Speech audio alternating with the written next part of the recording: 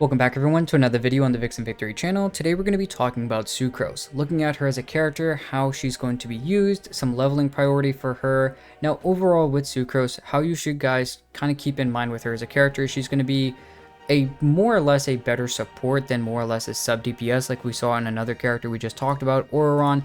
In Sucrose, you're basically going to see the predecessor to someone like Kazuha, an extremely solid support character that has been overlooked, but honestly still can be pretty useful on certain sides of the Abyss.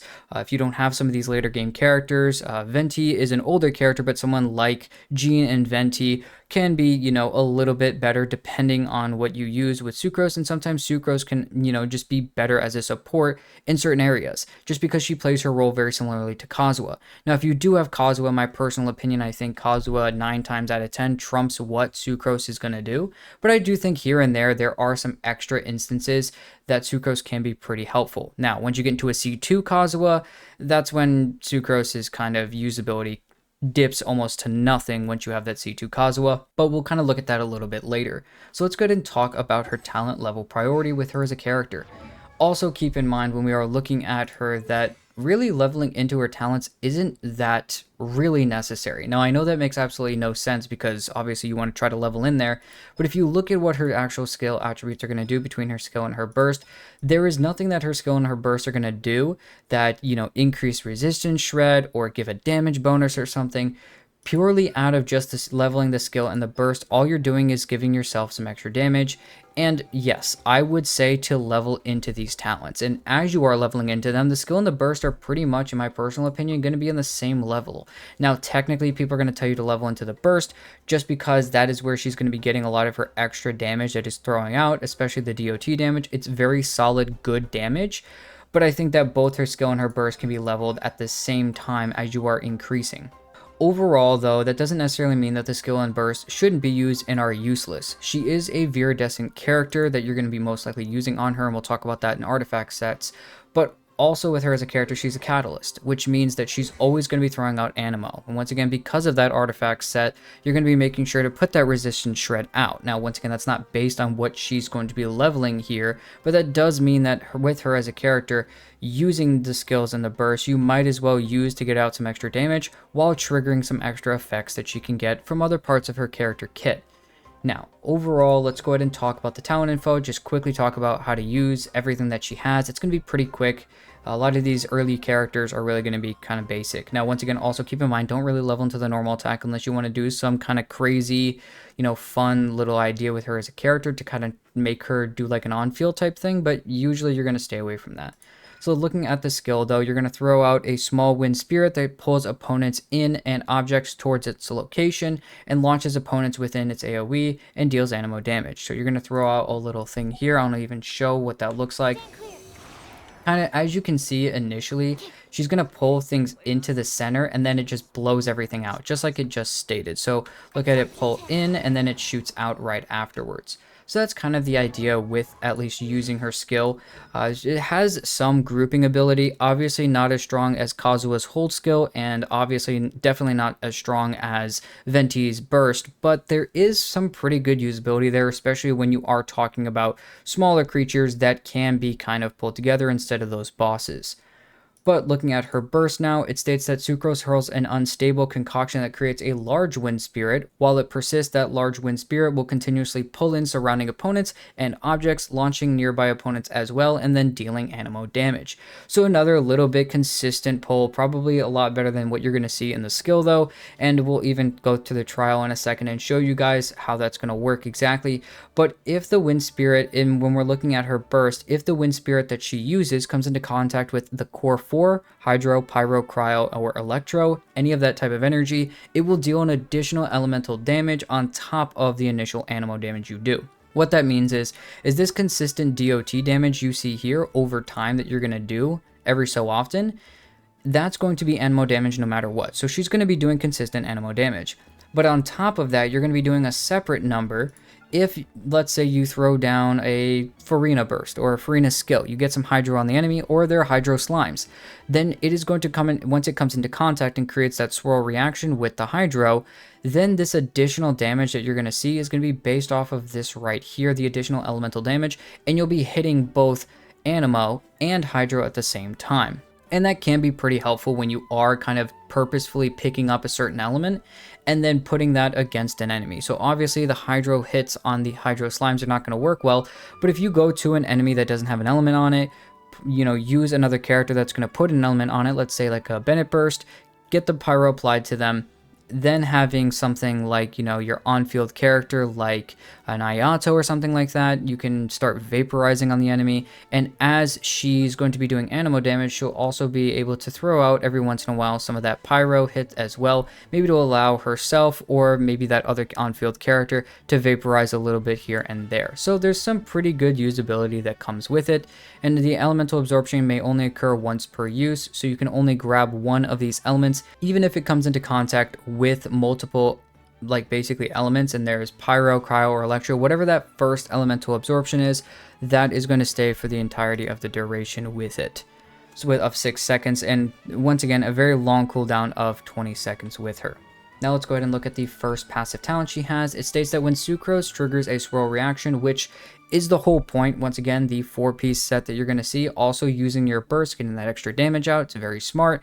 All characters in the party that have the matching element excluding Sucrose, so whatever element that you swirl, let's say you throw out a Bennett burst and you throw out, you know, obviously you have a character like Sucrose and you throw out her burst, it picks up that pyro. As soon as it does, the other characters that are of pyro in your party, so that Bennett, if you have Hu Tao or something in the party as well, or Diluc or Arlecchino, then those characters will pick up 50 elemental mastery as well for 8 seconds.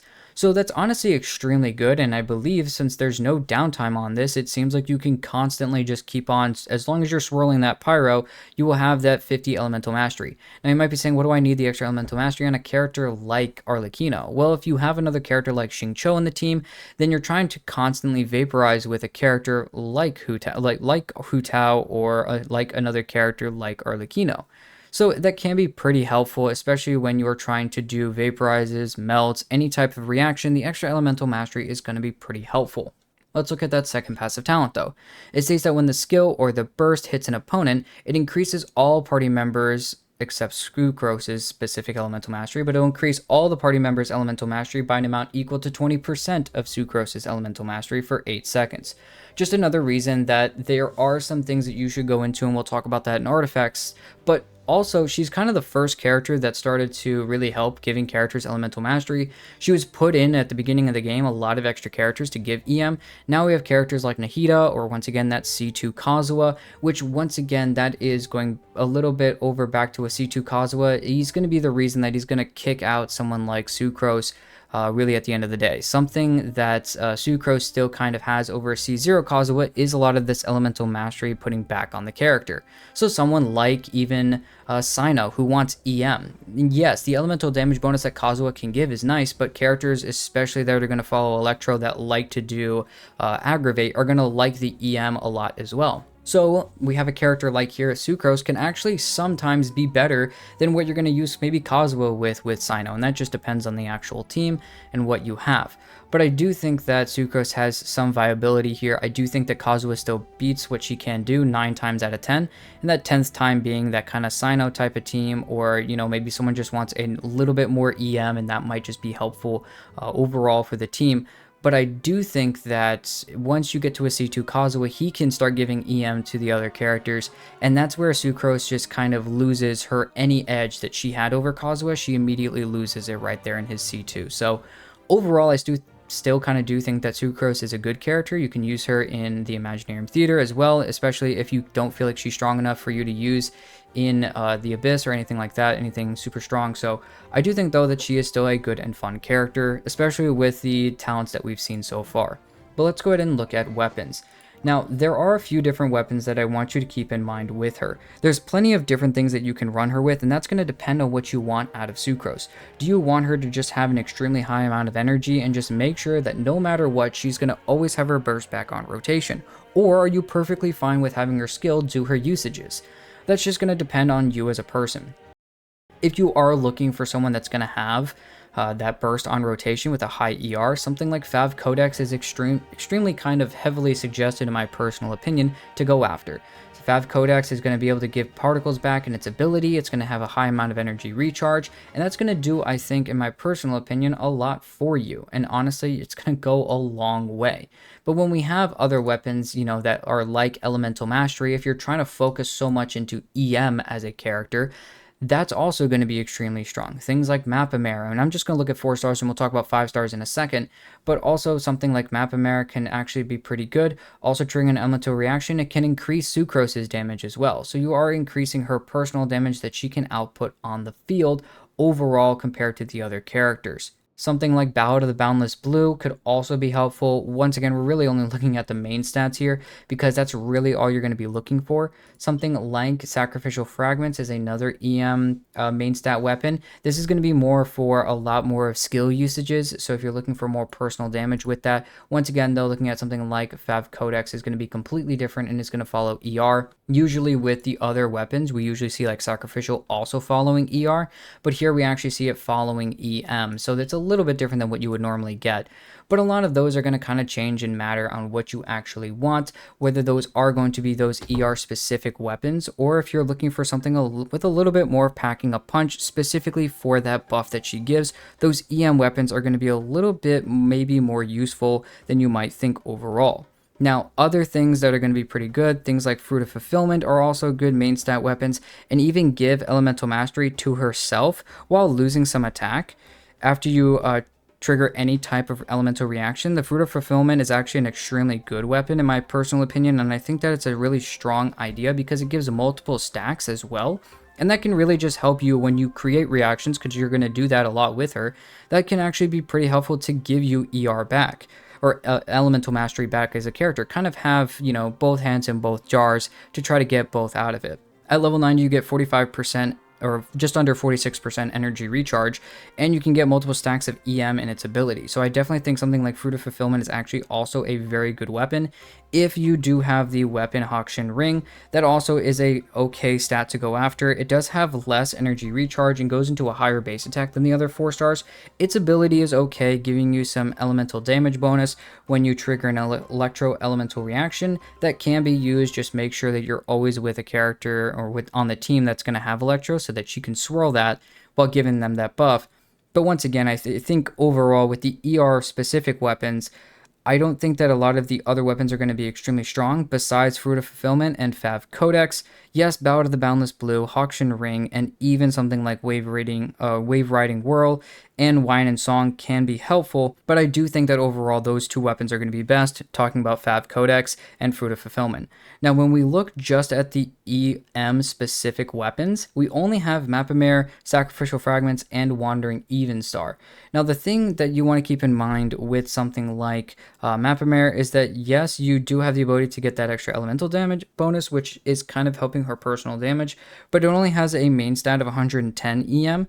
So as you are kind of leveling her, that is less EM than something that you might see in Sacrificial Fragments. That is going to give you 221 EM at the end of the day at level 90 rather than less. And it also allows you to use up that skill a little bit differently as well. So as you get over here, this is going to be even more. So that is also a little bit different than the other weapon. And something like Wandering Evenstar is going to give you more Elemental Mastery. And something like Wandering Evenstar, is my personal opinion, is a little bit lower. It does give you attack based off of Elemental Mastery, but I do think that even though you get 165 Elemental Mastery in the Wandering Evenstar, the elemental damage bonus just isn't that necessary. So I do think that Sacrificial Fragments kind of stays at the top when we look at these types of weapons, just because that's how I kind of see the different things here. I think Sacrificial kind of sits at the top just because of its high EM stat if you're going for EM. And then Wandering Evenstar is probably right under it, and then Mapamare is kind of at the bottom. When we look at 5-star though, that kind of completely changes the game, I think, when we start looking at that. The only EM specific weapon that we have that is a catalyst in the 5-star category with an EM main stat is going to be 1,000 Floating Dreams, a very good weapon, giving you some elemental, giving some extra damage bonus, a lot of extra elemental mastery in the main stat as well as in the abilities. So it kind of depends, especially what you have here. It's going to be very, very strong. I do like the weapon on her. It's good, but at the same time, taking this off of Nahida is not really necessary. If you have an extra one and don't have a Nahida, then this can work on her and is a very strong weapon. Now, when we look at ER main stat 5-star catalyst weapons, we actually don't have one. So there's really no use there, which is why something like an ER main stat in Favonius Codex is going to be probably your best bet overall when we're looking at that stat. But the 5-star that we can look at, really only in my personal opinion for Sucrose, is going to be something like 1,000 Floating Dreams because of that main stat weapon. Now let's look a little bit further when we talk about her and talk about artifacts. Now, artifacts are going to be pretty cut and dry in my personal opinion overall for at least the sets. The only set that you really should be running is Viridescent Venerer. Now, the thing with Viridescent Venerer to keep in mind is obviously everyone knows about the 4-piece as well. So the 4-piece states that the 2-piece is going to give an anemo damage bonus, which you don't really care about, which it's nice because it does help you give out a little bit more personal damage. But honestly, what we're going after is the 4-piece. The 4-piece set states that it increases swirl damage by 60%. It also decreases opponent's elemental resistance to the element infused in the swirl by 40% for 10 seconds. So you're already trying to give a lot of the characters that you want to make reactions happen. You're already trying to buff them anyways in her kit. So the swirl that you're doing here, you want to also follow that main damage dealer as well to make sure they're doing the most damage. So whoever's doing the most damage, try to swirl their element obviously with the 4-piece Viridescent Venerer set. There are technically other sets that you can run, something like a 4-piece Wanderer's Troop, which you can run if you want to go more of a personal damage route, but usually what people will do is a 2-piece Elemental Mastery main stat, and then another 2-piece on the energy recharge from Emblem as well.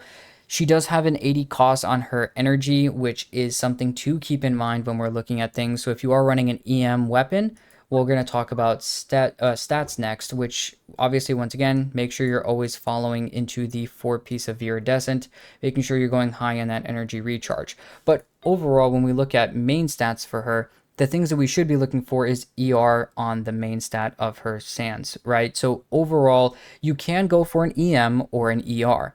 If you're running an ER weapon, then you want an EM Sans. Vice versa also applies. So if you have an EM weapon, you want an ER Sans. That's just how I personally feel. And for the goblet, I actually would stay away from something like NMO damage bonus. I would actually jump over to something like either probably most likely EM. Now overall, you can see most people are running that, and as well here, most people are running an EM set as well, probably running a crit rate or a triple EM set with her as a character.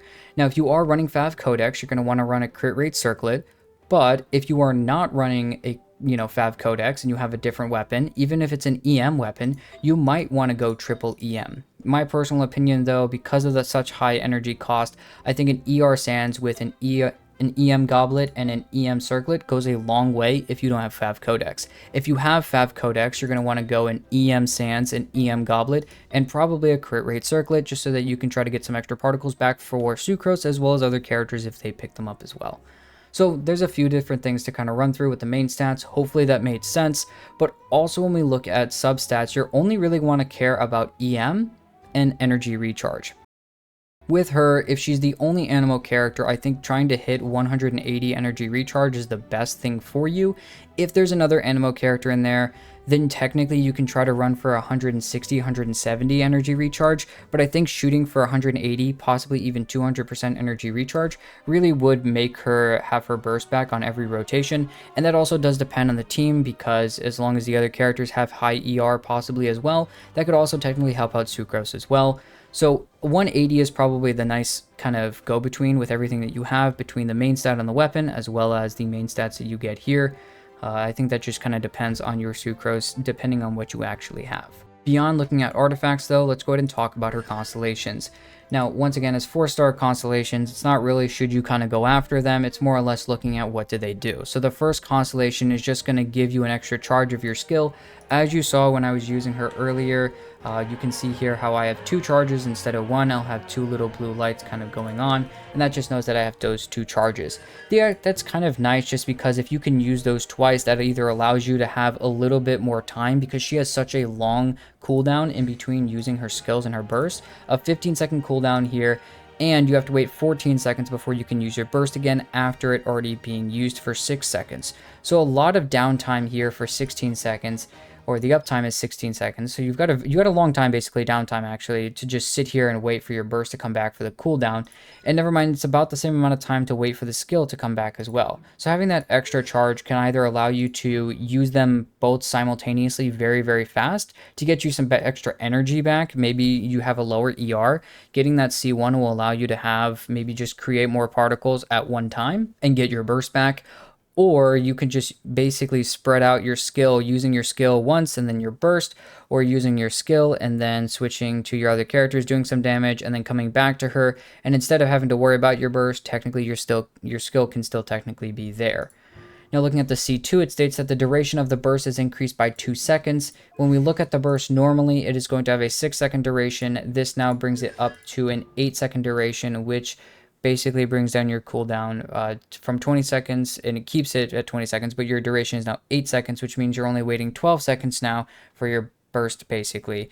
Now, that's not extremely strong, but it's also not very useless either. It's just an okay early 4-star constellation.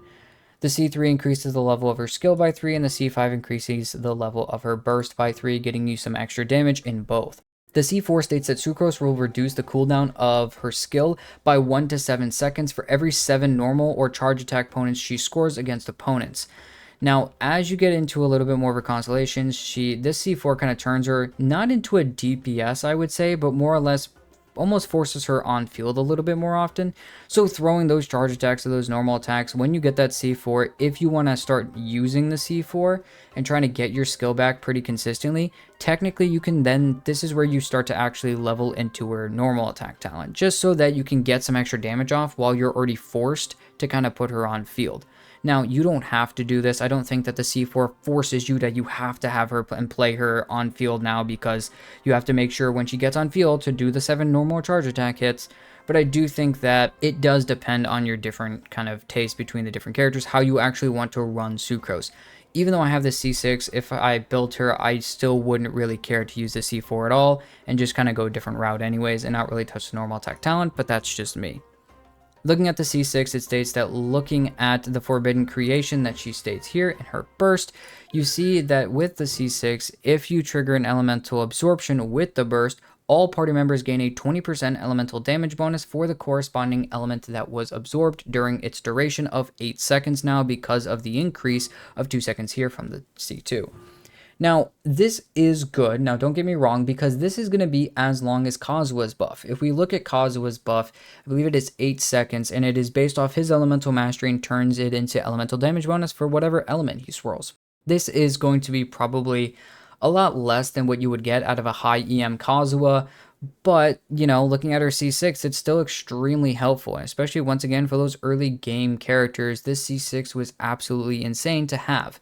So a lot of the buffs that we have nowadays, we kind of may take for granted, but I do think that if you are using her and you have her and maybe the Imaginarium Theater kind of has those extra animo characters, that might be something that you actually use. And if you do have some of these late constellations, it allows your Sucrose to at least be a little bit stronger and kind of hold her own when you throw her in certain situations for different teams. If your Kazuha or your Shilonen is kind of used up, that can be pretty helpful as well. Now, really quickly, just like a lot of the other animo characters that heavily depend on the core 4, the Hydro, Pyro, Cryo, and Electro characters, Sucrose really can fit in a lot of different teams. It's really just going to depend on what you use her with. Can she run with a Yayamiko and a Raiden on a DPS route, on what they're doing, and she's just kind of the support for these characters with like a Bennett? For sure, I mean, obviously. Can she be on a Sino team where she's giving a lot of EM to him, and maybe that's your focus, giving some EM? Totally, that can also be a very good idea in use. Could you put her on a Neuvillette and Farina team where you're putting Neuvillette and Farina doing all their skills and she's just there as a Viridescent shredder? Yes. Any of the characters that are following the core 4, once again, as we look at Pyro, Hydro, Cryo, and Electro, these 4 here, any of the DPSs that follow this element, if Sucrose can play with them just because of that 4-piece Viridescent, as well as all the swirling that she wants to do in her kit. It's also extremely helpful and useful. So those DPSs are going to be very happy and thankful for her. So honestly, the big takeaway with her is that if she can be used on those, on that core 4, if they are a core 4 DPS, Sucrose can use them. Now, the issue kind of comes in is, do I use my Kazuha or do I use my Sucrose? If you want some extra EM on something like I was talking about before with a Cyno, where technically, or even a Catching, where you have like some Dendro characters kind of thrown in there, and that this is kind of what your team may look like, maybe swap out your Catching for a Cyno. Cyno and Catching can work well with 2 other Dendro characters, and have an Viridescent Swirler to just increase their personal damage because it's Aggravate. Now the issue is with someone like Cyno, you kind of switch out a certain character usually to swap in a Hydro character so that you can start Hyper Blooming.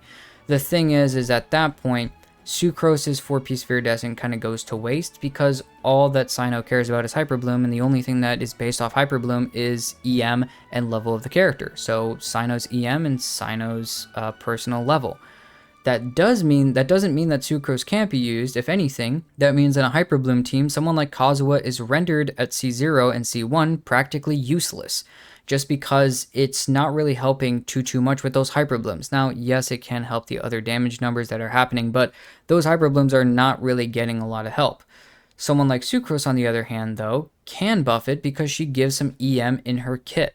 Now, yes, once you get to a C2 Kazuha, he's going to be way more useful, but depending on how high your EM is on your Sucrose, you can give it a lot of EM to Cyno, making him extremely strong for these types of teams. Same thing with Catching. You can start making these characters extremely strong for Hyper Bloom. But that does mean that, some of these things that can kind of get taken out of line. So, you could even switch this over to a completely different team and throw someone like Al-Haytham with Kuki in the team. Well, you have this kind of going on and getting rid of someone like Baiju, I guess, and throwing in Yelan or Xingqiu, you can start Hyper Blooming and giving Sucrose the buff to someone like Kuki, because you're giving all party members more EM. Never mind, someone like Al-Haytham is going to love that, as well as the other characters are going to love that as well, yes, but Kuki's going to be doing Hyper Blooms, and that is going to be based off her damage, and that's going to be really strong for her as well. So you're giving a lot of buffs based on the different teams, and even a character that can work like this and work on Dendro teams outside of the core 4 can separate Sucrose a little bit more, actually, with other characters like Venti or Jean. Jean's just a solid healer, and Venti is really there for his crowd control. But Sucrose, on the other hand, brings a little bit more flavor to her kit, and that can actually be useful even so much farther into the game now that we are. That once again does depend on how you actually use her and kind of how you build her. If you're going to follow that route and go for a EM support Sucrose, you're going to want an insanely high amount of, kind of EM, so that you have 20% of your EM going to the other characters. So that is what you're going to try to do. So keep that in mind as you are kind of running together with her. Well, that's everything I've got really talking about her as a character, looking at the different teams she can use, and really overall looking at how she works as a character, looking at talent level, looking at her weapons, her artifacts. She's a very cut and dry character, and that's very, very nice considering a lot of the very advanced kits we might see right now that kind of just depend on certain things. And also, she's a very flexible character, and that's a great thing to have in an animo character that we see here. If you guys did like the video, please go ahead and like and subscribe. Check out any other videos you guys might be looking for, maybe guides and whatnot on the channel. I'm going to try to be pushing those out as much as I can and just looking over what we can do, trying to cut deep into the character archive. Well, thank you guys for watching the video though, and I'll see you guys in the next one.